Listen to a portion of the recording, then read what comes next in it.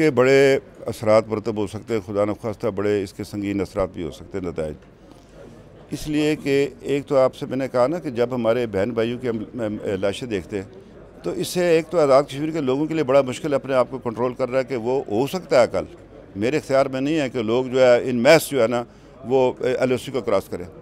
अगर वो सूरत हाल पैदा हुई तो फिर जो है ना ये दोनों के दरमियान नहीं रहेगी, ये फिर दो एटमी कुव्वतों के दरमियान मला चला जाता है ये। इसलिए कि यहाँ दो बड़ी कुव्वतें जो है ना वो आमने सामने कि वो एक चीज़ हमाकत से शुरू होती है और उसके बाद जाकर वो नदामत पे ख़त्म होती है। तो वो ये कहना मैं चाहता हूँ कि ये बड़ी सीरियस इशू है और ये दुनिया को इसका ख्याल करना चाहिए। 5,10,000 अफराद हमारी तरफ यानी 500 मिलियन वो LOC पर बिटवीन इंडियन आर्मी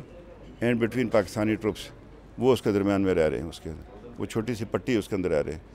और उनको ये होता है कि जब हिंदुस्तान जो है जब बहुत करता है तो फिर उनको पीछे लाना पड़ता है, हमें अपने स्कूल बंद करने पड़ते हैं, कॉलेज बंद करने पड़ते हैं उनको वहाँ पर देने के लिए, रहायश इख्तियार करने के लिए। 6 अरब रुपए का एक मंसूबा है जिसके लिए इनके लिए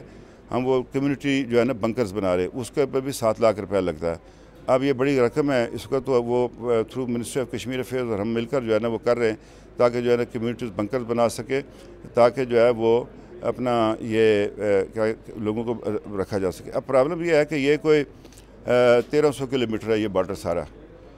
तो वो किसी जगह से भी अनप्रोवोक्ड फायरिंग कर देते हैं। मतलब जहाँ आपको अंदाज़ा ही नहीं होता कि यहाँ चूँकि वहाँ हमारी ट्रुप्स की अगर इतनी कोई वो स्ट्रेटजिक लोकेशन ना हो तो वहाँ पर भी वो कर देते हैं, तो बड़ा मुश्किल हो जाता है उसका जो है कि फिर अचानक ही आप घर में बैठे ऊपर से तोप का गोला गिरे तो वो रिएक्शन टाइम भी नहीं होता कि आप जो जा सके।